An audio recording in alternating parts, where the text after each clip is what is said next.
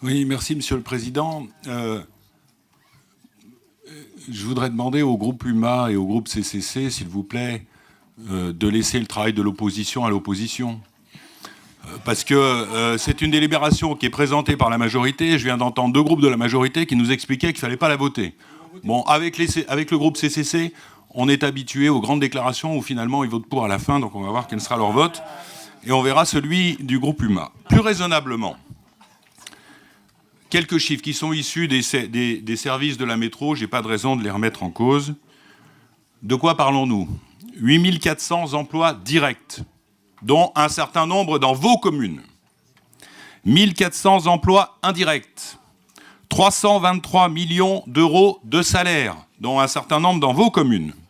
263 millions d'euros d'achats sur le territoire. 24 millions d'impôts. Les collectivités là-dessus, alors l'État apporte 800 millions d'euros. 800 millions d'euros.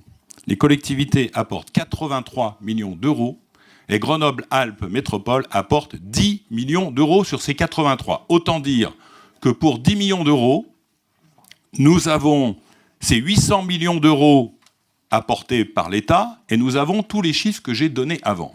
Alors moi, je veux bien qu'on fasse des grandes déclarations nous expliquant que la métropole n'a pas d'intervention à faire sur le plan économique. Alors là, je ne sais pas ce que va dire Guy Julien et ce que vont dire Mélina Iranger, mais je vous rappelle quand même que la constitution des métropoles, c'était quand même en premier lieu pour gérer la compétence économique et le développement du territoire.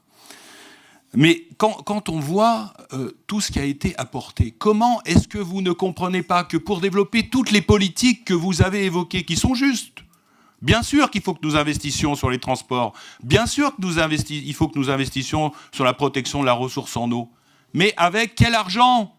D'où il va venir l'argent si nous ne sommes pas capables de soutenir les entreprises de pointe de notre territoire? Parce que ce dont nous discutons là, c'est l'économie de demain. C'est bien évidemment, et c'est pour ça que l'État apporte autant d'argent, c'est la souveraineté, mais ce n'est même pas la souveraineté de la France, c'est la souveraineté de l'Union européenne, qui ne fournit, je crois, que 10% à peu près des puces. Ça veut dire que 90% est produit, je crois que c'est en Asie. Donc c'est vraiment la souveraineté. Mais au-delà même de cette question de souveraineté, comment ne pas comprendre que si nous ne soutenons pas ces entreprises, qui sont les entreprises d'avenir, c'est tout l'avenir de notre territoire qui est en jeu. Comment est-ce que vous ne parvenez pas à comprendre ça? Et je dirais même plus, comment est-ce que vous ne parvenez pas à le comprendre dans un territoire comme le nôtre, qui justement a fait toute sa réussite sur ce triptyque collectivité, université, entreprise. Le modèle grenoblois, c'est ça. Vos interventions remettent totalement en cause le modèle grenoblois. Voilà. Oui, ben, j'ai quand même le droit de parler, chers amis. Oui, bien sûr. Voilà, bon. Mais... Ah ben, moi, fort. Vous avez une voix de baryton. Vous avez une voix de baryton, c'est sûr que...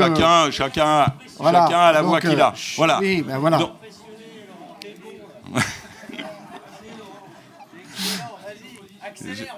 Allez, s'il vous plaît. Non, mais je crois que c'est compliqué là. Ouais, dès le début là. Je suis pas aux 8 minutes. Ça n'augure pas. Je suis pas aux 8 minutes de Madame Madrène, donc je peux s'il quand vous même. plaît. Hein, voilà. Non, mais je ferai beaucoup moins. Je ferai beaucoup moins. Je m'en tiendrai là. Je dirais tout simplement, Monsieur le Président, que l'intervention qui est faite remet totalement en cause le modèle de notre territoire. Et que si jamais cette délibération n'était pas votée, ce serait dramatique et que j'espère, Monsieur le Président, que votre majorité tiendra le cap.